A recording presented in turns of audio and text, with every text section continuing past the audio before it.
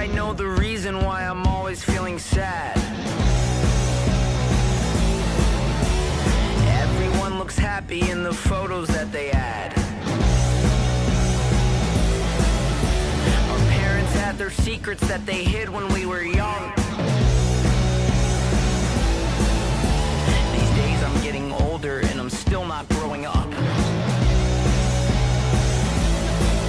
And I can't stop, don't stop, won't stop falling for it. Stop, don't stop, won't stop falling for it. Stop falling for it, stop falling for it. Stop falling for it. There's a map inside my phone and it tells me where to go. If it were to die, I don't think I could get back home. Keep on telling me what they think I should do. But if I wanted to be brainwashed, then I'd listen to the news. And I can't stop, don't stop, won't stop falling for it. Stop falling for it, stop falling for it. And it's all I know, it's in my bones. Bleed my veins and wash my soul.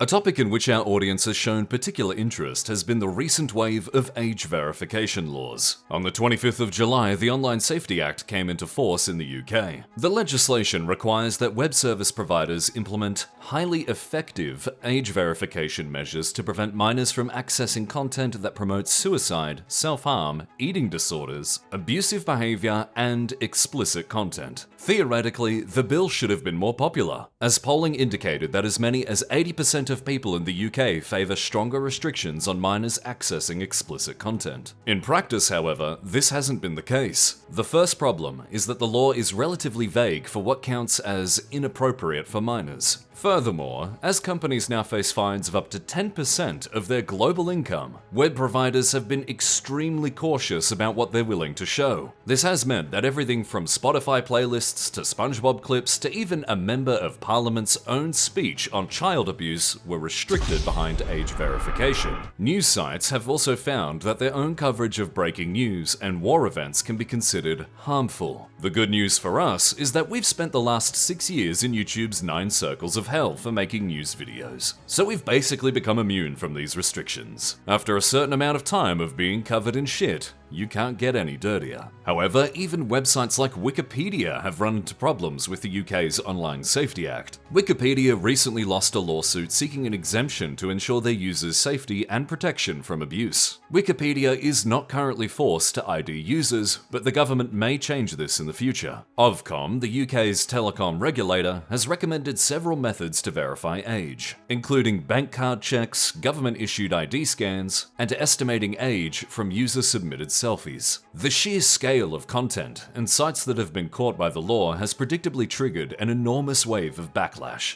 I'm fairly sure if they took porn off the internet, there'd only be one website left, and it'd be called Bring Back the Porn. Users fear that being forced to provide an ID would give hackers or cybercriminals a goldmine of personal and sensitive data to target. A petition set up in the wake of the Online Safety Act gathered over 500,000 signatures, encouraging the government to repeal the law. The general public also wasted no time in trying to find ways around the law, with searches for how to get around age verification and is a VPN legal in the UK spiking over 450,000% and 380,000% respectively. Interest in fake IDs also rose sharply, and some particularly creative individuals noticed that video games with high-quality graphics can be used to fool the age estimation tools. Sites have publicly stated that they will delete the submitted data after age verification is confirmed. However, the signing of the law came just one day before a major hack hit the T-App. The T-App is a platform designed to allow women to rate and perform background checks on men, a process designed to vet potential dating partners. As a result, users are required to submit pictures of themselves for ID verification purposes. And although the app stated that these pictures wouldn't be stored, hackers still managed to get their hands on 72,000 images. Some supporters of the law have said that if the tech industry had been better at policing themselves and stopping minors accessing inappropriate content, the law would have been unnecessary. Others speculate that some companies are deliberately being overzealous with the law's application to purposely generate negative public opinion about the rules. Meanwhile, the UK's current government has defended the new regulations, with Technology Minister Peter Kyle stating that those against the law are on the side of Jimmy Savile, a notorious British pedophile. The entire argument of, if you don't like the law, you must be on Team Pedophile, is definitely one we expect to be adopting for ourselves. Repealing the act also raises concerns regarding revenge porn, which is considered one of the most serious crimes under the law. The government claimed that as many as 3.4 million adults have been affected by revenge porn at some point in their life, and fully repealing the law would reduce both the punishment and ability to prosecute revenge porn offenders. Right-wing populist party Reform UK has vowed to repeal the act and replace it with another method to protect children online. When pressed on the matter, however, Reform admitted that they did not have a plan for once the law is repealed, and would hope for a tech solution instead. Reform has also made no mention of how they intended to replace the revenge porn aspects either. This is basically the entire problem. Everyone wants to protect children from the internet, but no one is tech savvy enough to understand how fucking difficult that is in practice. Separately, the European Union is contemplating a law that would require member states to scan messages sent online for child sexual abuse material. Notably, it includes a provision that end-to-end encrypted messages must be scanned as well, effectively making sending encrypted messages impossible. Critics have argued that this severely hampers online privacy and provides a playbook for authoritarian states to follow. It's hard to criticize a dictator for spying on their citizens if you're also doing the same shit. Of the 27 member states, 15 are in support, 3 are against, and 9 are undecided. Its passage is not a sure thing, however, as a leaked internal EU assessment reportedly found that the proposed law contradicts EU laws against imposing general surveillance. Any proposed rule would also have to pass through the European Commission, European Parliament, and European Council in order to become an actual law. Historically, the three have all held very different views on the topic, so coming up with a law agreeable to all three might be difficult. We'll keep our eye on this one. These laws all come months before Australia is expected to impose a sweeping ban on all social media sites for users under the age of 16. Much like the UK, the law itself is popular on paper, but as there's still no word on how exactly the law is intended to be enforced, the Australian government will likely see the same public backlash when the law comes into place on the 10th of December. Interestingly, YouTube was also firmly in the sights of the Australian government, although this will likely be less important, as an account isn't even needed to access much of the site's content. This does, however, lead quite neatly into YouTube's own policies, as this month saw the company announce that it would start using AI verification to catch users who lie about their age. In its initial trial rollout in the US, the company states that they'll be using a variety of metrics to predict a user's real year of birth. These can be anything from the age of the account, the user's search habits, and the types of videos they tend to watch. If YouTube predicts that a user is underage, they'll then be forced to verify themselves with a government-issued ID or credit card. This once again runs into the same variety of problems now facing the UK government. And for all its faults, America tends to take freedom of expression stuff pretty seriously. The good news is that our channel tends to skew on the older side of the demographic,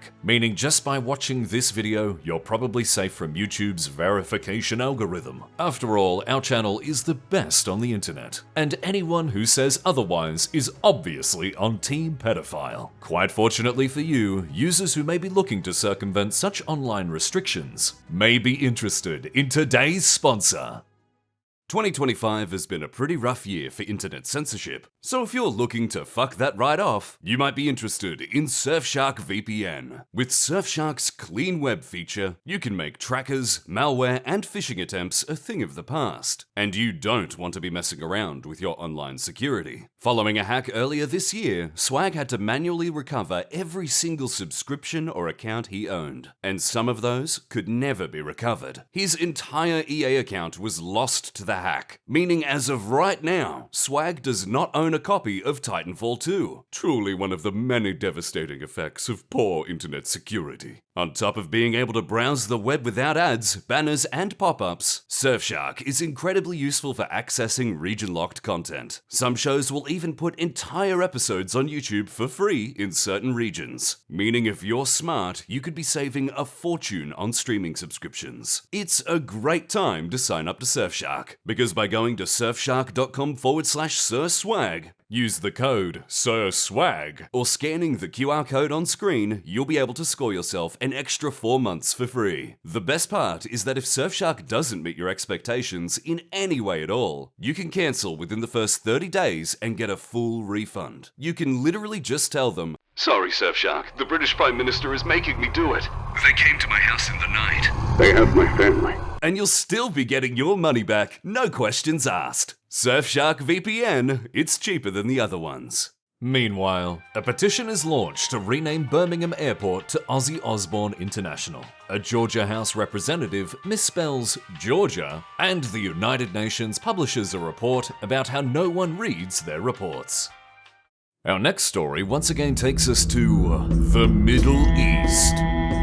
Since the start of the latest Israel-Hamas conflict, there has been an increased push for nations worldwide to officially recognize the State of Palestine. As it currently stands, 147 out of 193 UN countries recognize the State of Palestine, with most of the ones without recognition falling within the American sphere of influence. The reason this most recent wave of Palestinian recognition is so significant is that the nations making these statements are some of America's oldest and closest allies. France would be the first to kick off this latest flurry of recognitions in late July, stating that it would officially recognize Palestine in September's UN Assembly. Shortly after, both Britain and Canada would express similar intentions, which would then be followed by Australia on the 11th of August. It should be noted that this recognition isn't unconditional. For Australia and France, for example, recognition requires the Palestinian Authority to recognize Israel as a state, disarm Hamas, and pursue efforts to combat radicalization. Canada, on the other hand, stated that recognition would be granted if Hamas was demilitarized, and if elections were planned to take place in 2026. Both of these things are extremely unlikely. Britain went with quite a different strategy, instead stating they'd only go forward with recognition if Israel didn't increase aid into Gaza, end annexation of the West Bank, and commit to a ceasefire. Again, this won't happen in a million years. So the conditions are basically just so Britain can say to Israel, "Hey man, that shit's on you." Israeli Prime Minister Benjamin Netanyahu would comment on the recent wave of recognitions with his own words. Quote, "A Palestinian state in these conditions would be a launchpad to annihilate Israel, not to live in peace beside it. Let's be clear, the Palestinians do not seek a state alongside Israel. They seek a state instead of Israel." We'd certainly like to ask a Palestinian about their take on this quote, but as longtime viewers may remember, the last contact we had within Gaza was killed by an Israeli airstrike in the opening days of the war. Many nations, particularly in the West, have long hesitated to grant Palestinian recognition.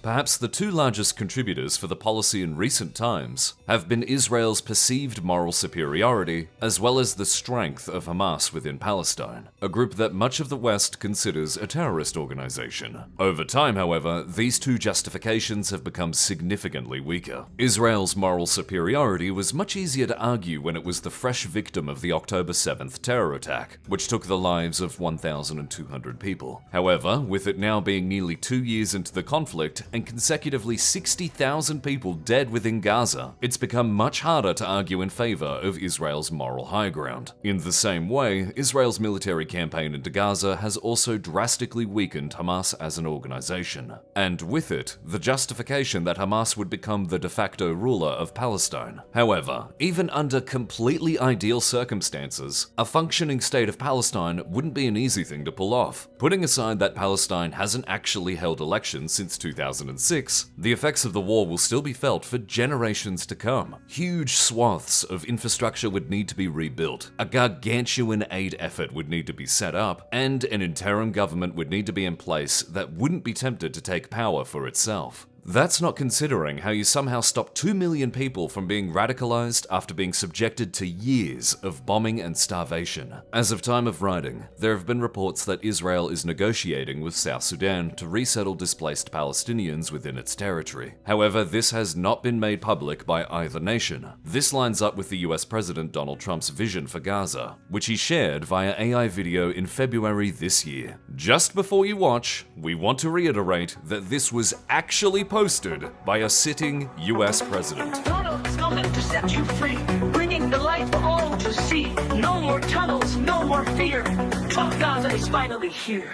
Trump Gaza shining bright, golden future, a brand new light. Feast and dance, the deal is done. Trump Gaza, #1. Trump Gaza shining bright, golden future, a brand new light. Feast and dance, the deal is done. Trump Gaza, #1. Despite continued pressure both domestically and internationally, Benjamin Netanyahu's hardline government has remained steadfast in its plan to entirely control Gaza. Netanyahu has consistently stated that his goal is to purge Gaza of all Hamas strongholds. And, as we've seen, these horrifying levels of civilian casualties have not been a deterrent in this mission. Although recent recognitions have shown how international attitudes for Israel and Palestine have shifted during this conflict, it's unlikely that we'll see a definitive conclusion before the end of this year.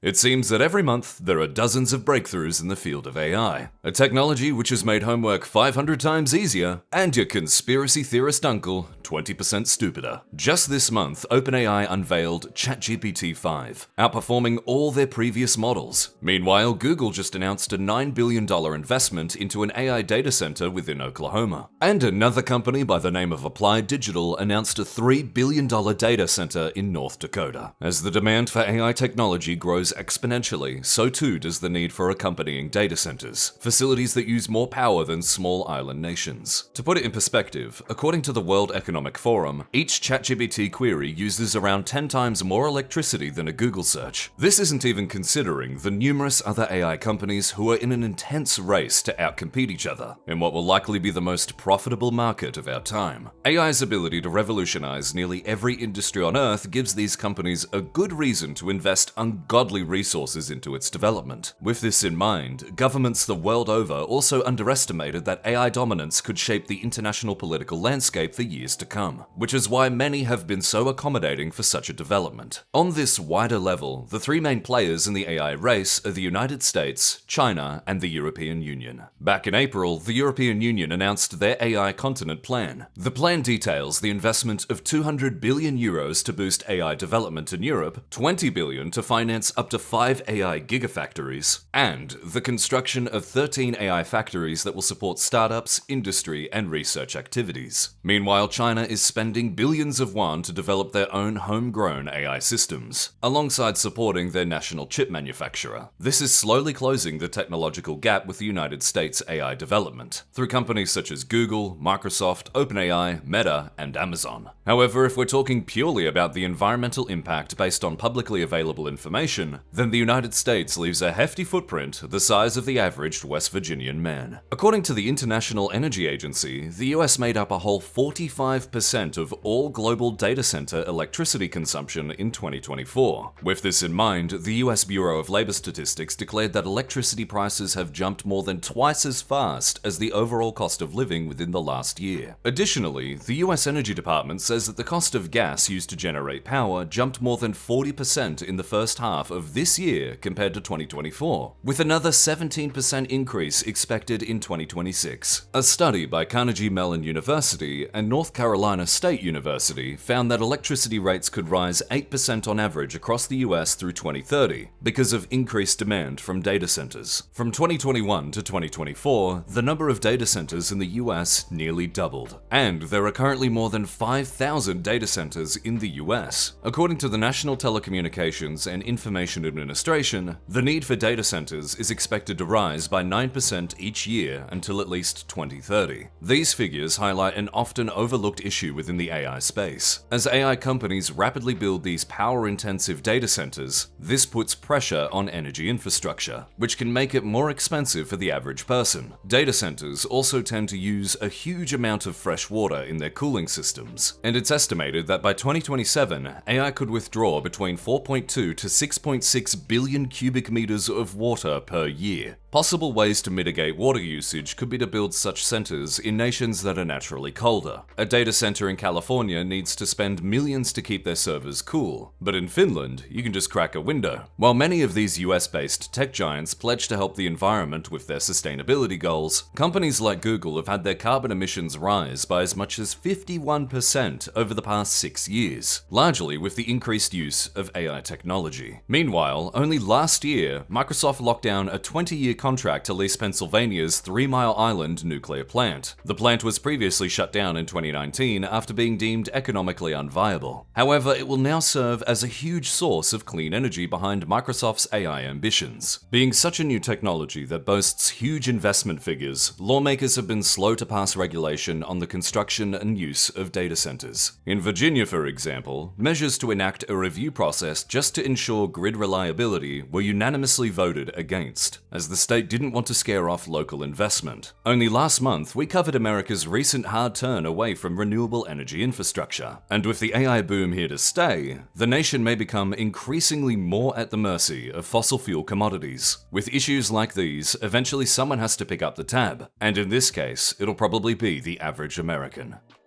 Crossing over to the United States, the month of August saw President Trump declare a state of emergency for Washington, D.C., invoking Section 740 of the District of Columbia Home Rule Act for the first time in history. Section 740 allows the president to commandeer D.C.'s Metropolitan Police Department if conditions of an emergency nature exist. In this case, President Trump cited crime as the justification for the state of emergency. National Guards would also be deployed to the streets of Washington, D.C., which in the president's own words were sent to, quote, rescue our capital from bloodshed, bedlam, and squalor and worse. Based on the description, you'd think that the District of Columbia had turned into fucking good neighbor. So let's look at what the stats say. According to a report provided by the Department of Justice at the start of 2025, violent crime in Washington, D.C. is at a 30-year low. In total, the nation's capital saw a 35% reduction in violent crime from 2023 to 24. This includes a reduction in the following categories: a 32% drop in homicides, a 39% reduction in robberies, a 52% decline in armed robberies, and a 29% decrease in assaults with a deadly weapon. For some important context, the president would probably have a much stronger case for a state of emergency at the peak of COVID. From 2019 to 2023, homicide rates within DC would double to a peak of 40 per 100,000 residents, meaning although murders are down, they're still much higher than the early 2010s. The state of emergency was declared 4 days after former Doge employee Edward Corristine was assaulted and bloodied during an attempted carjacking. Corristine, also known as Big Balls, has held multiple high-ranking positions within the Trump administration, despite being just a 19-year-old. This is going completely off topic, but the lore behind Corristine is fucking crazy. His dad is the CEO of a snack company, and his grandfather was executed by the Soviet Union for being a double agent for the KGB. Why this teenager was handpicked for such high-ranking government positions, and why he's at the center of the US Capitol's state of emergency is another one of nature's mysteries. As far as we can tell, he's managed to Forrest Gump his way through the second Trump administration, so viewers should probably expect him to fill in for Secretary of Transportation before the end of the year. The whole question of why Washington, D.C. was even placed under a state of emergency has been the topic of much debate, even if the deployment of the National Guard to D.C. isn't exactly unheard of. The Guard are deployed at presidential inaugurations, and in times of protest or civil unrest. In recent years, the National Guard have been deployed during the George Floyd protests in 2020, as well as the January 6th incident in the following year. In this instance, however, there was seemingly no big catalyst for such a development, and the federal government has not taken direct control over the DC police since the passing of the Home Rule Act in 1973. When asked how long this state of emergency might last, Senior Director at the Brennan Institute of Justice, Elizabeth Goitein, would comment, quote, "That is a question we actually don't have an answer to, because there is very little case law about the proper use of the DC National Guard or about the authority the president is relying on to invite other states to send their National Guard forces to DC." She would later continue, "It just seems like this is a flexing of federal muscle to intimidate jurisdictions across the country. So it's not clear what could bring this to an end, other than intervention by the courts, by Congress, or by overwhelming public disapproval. The governors of the states of Ohio, South Carolina, West Virginia, Mississippi, and Louisiana would also commit to lending their own National Guard to Washington, D.C. However, the FBI's own crime statistics show that there are 64 cities within those states that have higher rates of violent crime than Washington, D.C. This entire situation is strange to say the least, because although President Trump has pushed into an unexplored legal grey area, the justification for doing so is comparatively pretty weak. At least as of time of writing, direct action within this state of emergency has been limited to clearing out encampments of homeless people and using stop and frisk on students at Howard University. Even DC residents have been pretty chilled out, with the biggest protest against the state of emergency only attracting a few hundred people. In a survey of around 1,100 US adults in the middle of this month, 44% supported the president's military deployment to DC, with 51% opposing it. As you might imagine, support fell pretty heavily along party lines. Interestingly, around half of all respondents believe that the state of emergency was to distract from other issues within the Trump administration. Most notably, the Epstein files seem to be one of the very rare issues that transcend political factions. The majority of voters also seem to think that the Trump administration will send the National Guard to other cities around the country, a prediction that also transcends party lines. As is the case with a lot of these events, the real story isn't necessarily what happened, but the implications of what they might mean in the future. Only 8 fucking hours after writing this story, news broke that the Trump administration plans to mobilize up to 1,700 National Guards to 19 other states across the country. Reportedly, these troops will be deployed in primarily Republican-controlled states, and will be tasked with assisting immigration and customs enforcement operations. This falls in line with the president's very ambitious goal to deport 1 million people this year, a target that looks to fall short at the current rate. Not much is known about this operation as of time of writing, but we'll be sure to cover it next month if it escalates into something bigger.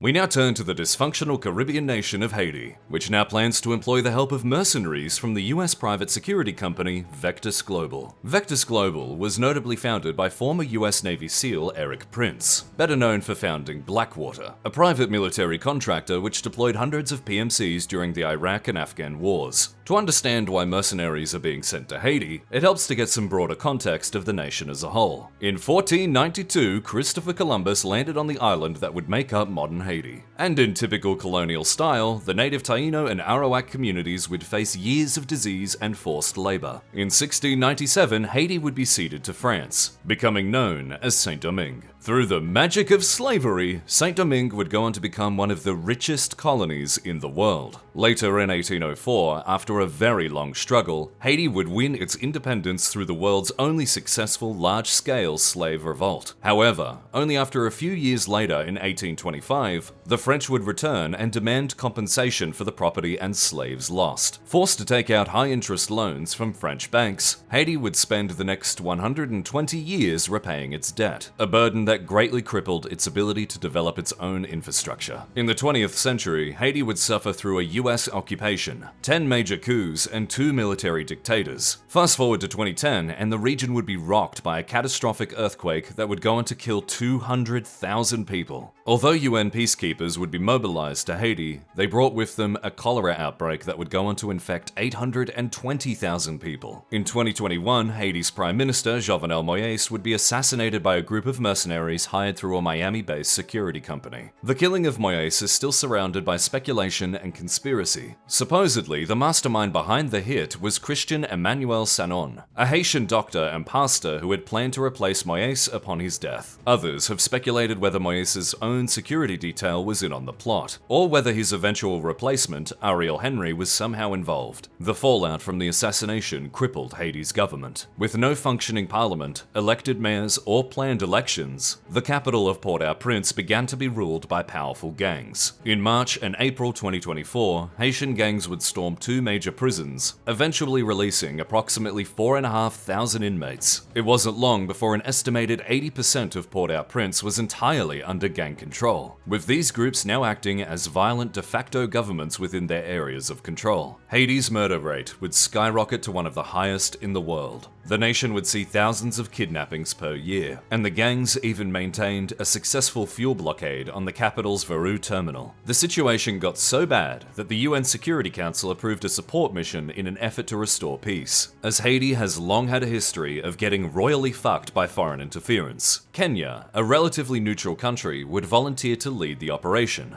Kenya would pledge 1,000 police officers to the operation, who would then receive financial backing from wealthy nations like the United States. This mission is still in the planning phase, and critics argue that the provided resources are nowhere near what would be required to restore Haiti to a state of normalcy. Only earlier this year, Haitian law enforcement started using suicide drones to target gang hideouts within the capital, a tactic taken directly from the front lines of Ukraine. Surprisingly, some Haitian human rights activists have commended the drone attacks. Local human rights activist Rosie Auguste Ducina would explain in her own words, quote, "For us, drones are entirely proportionate to the level of weaponry the gangs possess. We cannot dismiss the fact that these operations are having an impact on them. The element of uncertainty is also very important. The gangs don't necessarily know when or where a strike will happen, and we believe that's one reason for the drop in gang activity we're currently seeing. Many banks have reopened, and many schools are open again. There is no longer the same tension as during the height of the insecurity. There is a glimmer of hope." Ducina would however voice her concern that the task force conducting the drone attacks are being led directly by Prime Minister Alex Fils-Aimé, rather than security officials. She would comment, quote, "We believe this is extremely dangerous for democracy. A political authority should not be leading a team conducting this type of operation." Other human rights activists have been less enthusiastic. Not only has there been no evidence that gang leaders have been taken out by such strikes, but some fear that the gangs themselves may be encouraged to adopt these tactics. Drone warfare is already one of the greatest man-made horrors of our time, and that becomes even more terrifying when gangs can remotely blow up a police station for a few $100. Looping back to the start of the story, Haiti's hiring of a US mercenary company likely comes as much less of a surprise when considering just how desperate its government has become. According to insider sources, Vectis Global will be deploying several hundred personnel from the US, Europe, and El Salvador in specialist roles within Haiti. These are said to include intelligence specialists, snipers, and even helicopter pilots. Talking to Reuters, Eric Prince would state that his company had landed a 10-year contract with the Haitian government, but would not comment on how much the contract was worth. Prince would also comment that a key goal of his company was to restore Haiti's border taxes, an enormous source of government revenue which has been crippled by gang occupation. The entire concept of a nation outsourcing its security to a foreign mercenary company is pretty dystopian in of itself. It was even the plot of Call of Duty Advanced Warfare, and that nearly ended up with Kevin Spacey taking over the world. It could be argued that a military contractor like Vectis Global will end up further fragmenting Haiti's already divided authority and sovereignty, as opposed to having it restored. There's also the question of legality,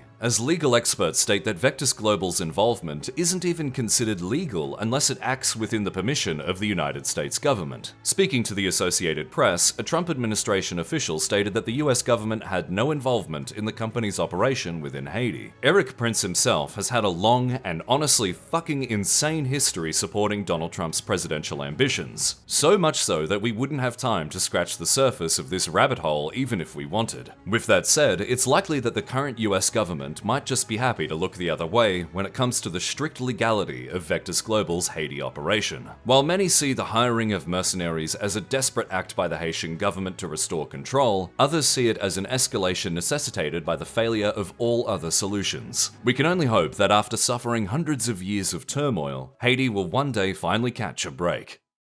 It's now time to talk about Ukraine, which has had a pretty big month of August. On the battlefront, there was very little movement pushing the front lines one way or the other. Sumy was fairly static, Dnipropetrovsk isn't seen as a favorable target by Russia, and Kherson is too difficult to move around with a river in the way. On the other hand, Russia stepped up pressure on the Kharkiv Oblast, but both sides are so dug in that any real progress is pretty rare. Drone warfare in this region has become the dominant strategy, to the point where full-on drone-only assaults are taking place. Ukraine's drone defense in-depth strategy has remained remarkably effective at repelling large-scale attacks along its eastern borders, which is why Russia has begun testing a new strategy. Russia has now started deploying small teams of under 10 people to slip past the front line. Entire backline units within the Ukrainian army have been wiped out by surprise attacks while away from the front, not expecting Russian troops to have made it so far behind their lines. In most cases, however, these infiltrating troops have mainly been avoiding any form of engagement with Ukrainian forces, as they operate without any support or way to consistently resupply themselves. Once discovered, they're also extremely vulnerable to being killed or captured. Supposedly, Ukraine's Azov Brigade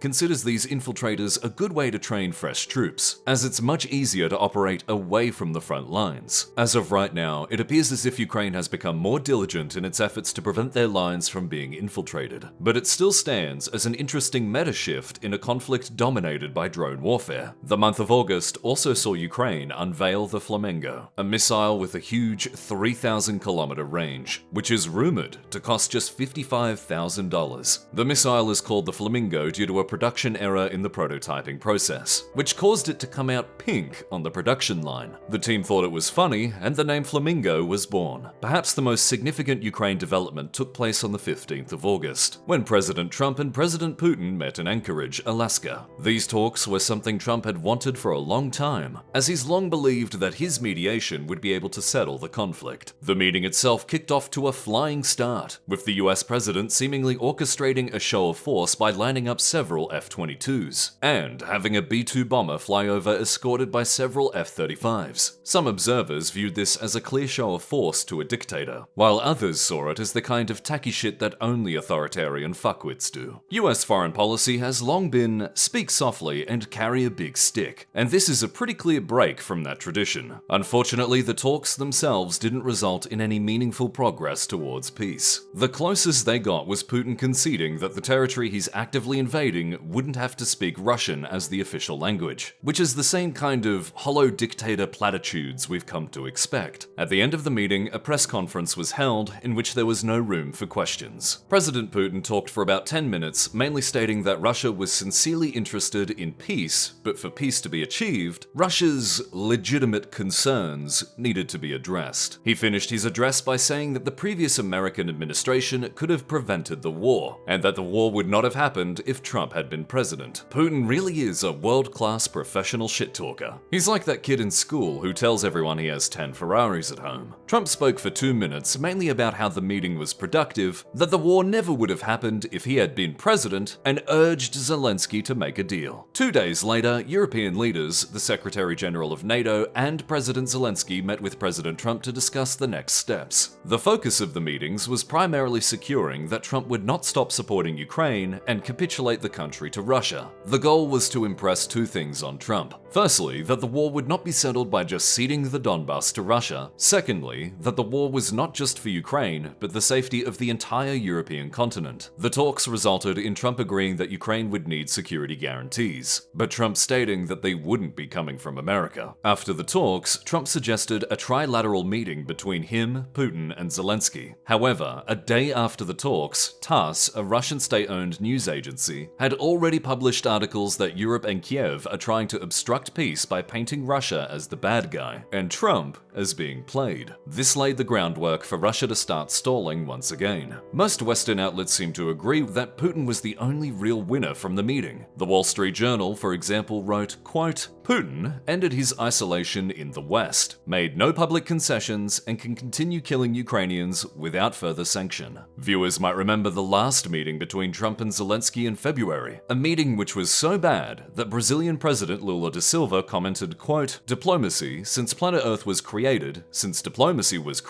has not seen a scene as grotesque, as disrespectful as the one that took place in the Oval Office of the White House. Regardless of whether you remember the meeting, you've almost certainly seen the J.D. Vance memes that have flooded the internet ever since. The two biggest criticisms from Vice President Vance from the last visit was that Zelensky didn't say thank you enough times, and that he didn't wear a suit to the occasion. In this month's follow-up in the White House, Zelensky came wearing what seemed to be a formalized black version of his usual military garb, and he notably said thank you 6 times within the first few minutes of the meeting. We took the liberty of condensing the meeting into about 3 minutes, but viewers are free to skip ahead if they're not interested.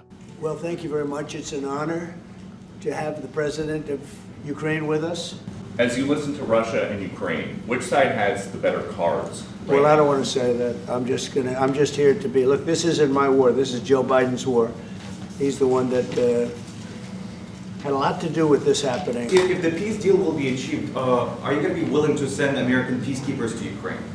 Well, we're going to work with Ukraine. We're going to work with everybody, and we're going to make sure that if there's peace, the peace is going to stay long-term. This is very long-term. We're not talking about a 2-year peace and then we end up in this mess again. We're going to make sure that everything's good. We'll work with Russia. We're going to work with Ukraine, and we're going to make sure it works. The war is going to end, and this gentleman wants it to end, and Vladimir Putin wants it to end. I think the whole world is tired of it, and we're going to get it ended. It was, I've done 6 wars. I've ended 6 wars, and I thought this maybe would be the easiest one, and it's not the easiest one. It's a tough one. President Zelensky, you look fabulous in that suit. I said the same thing. Yeah, you look good. I said the same thing. Yeah, looks good on I you. said the one that attacked you last time. See, now he's in. I remember that. Yeah, I apologize to you. You look wonderful. No, my first question for you, President Zelensky. In the same suit. You see, I changed, you are not. Maybe yours is much better. Because during the war you can't have elections, but we can do security. We need, we need a truth, yes, everywhere, in the battlefield, in the sky, in the sea, yeah, to make possible for people to do democratic, open, legal elections. So you say we're ready. during the war you can't have elections. So let me just say 3.5 years from now. So you mean if we happen to be in a war with somebody, no more elections? Oh, that's good. I wonder what the fake You like news this is. idea? Yeah. No. We're not giving anything now. We're selling weapons. This is something before. I guess the number is well over $300 billion. That was under Joe Biden, a corrupt politician, not a smart man, never was. By the way, go back 40 years. He was not a smart man 40 years ago either. But now he's in particular bad. This was done by a corrupt administration that shouldn't have been in, and frankly, if the right results of the election were given, if I were president, this war would have never taken place, and he would have been very happy. Mail-in ballots are corrupt. Mail-in ballots, you can never have a real democracy with mail-in ballots. Do you know that we're the only country in the world, I believe, I may be wrong, but just about the only country in the world that uses them? Because of what's happened, massive fraud all over the place. We're going to end mail-in voting. It's a fraud. Because with men and women's sports and with transgender for everybody and open borders and all of the horrible things, and now the new thing is they love crime. We're going to stop mail-in ballots because it's corrupt. In 90 days, Mr. President, we didn't have 0 in 3 months. Not one person came in illegally into our country. I love the Ukrainian people, but I love all people. I love the Russian people. I love them all. I want to get the war stopped. Thank you very much, everybody. The mail-in voting tangent was extremely abridged and not at all on topic, but we thought it was way too funny to not include at least some of it. Unfortunately, there seemed to have been very little progress made over August toward a lasting peace in Ukraine. Currently, there is no date set for the planned trilateral meeting between Putin, Zelensky, and Trump. And even if one is set, Putin will likely pull out at the last minute like previous attempts to foster peace talks. At least for this year, it seems as if the invasion of Ukraine is doomed to continue.